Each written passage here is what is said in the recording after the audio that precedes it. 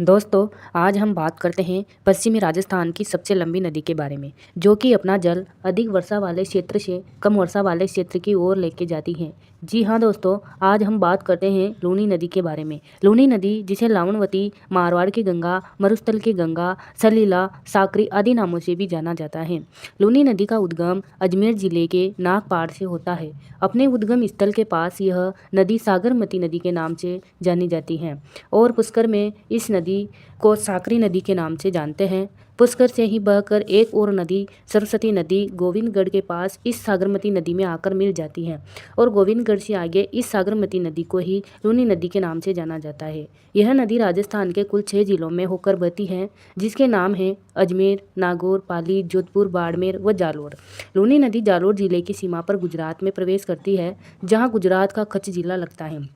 लूनी नदी कच्छ के रण में जाकर लुप्त हो जाती है। दोस्तों, जालोर में लूनी नदी के अफवाह क्षेत्र की रेल या नाड़ा कहते हैं। जालोर जिले में लूनी नदी को छोटी धाराओं में भक्त होकर दलदली क्षेत्र बनाती है।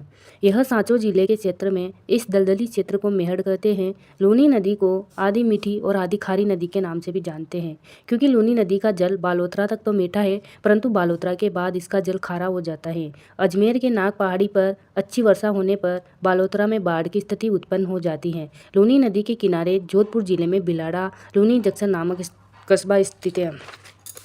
बाड़मेर जिले में समदड़ी, बालोतरा, तिलवाड़ा आदि नगर लूनी नदी पर ही स्थित है। इस नदी की कुल लंबाई 495 किलोमीटर है। राजस्थान में कुल लंबाई 330 किलोमीटर है।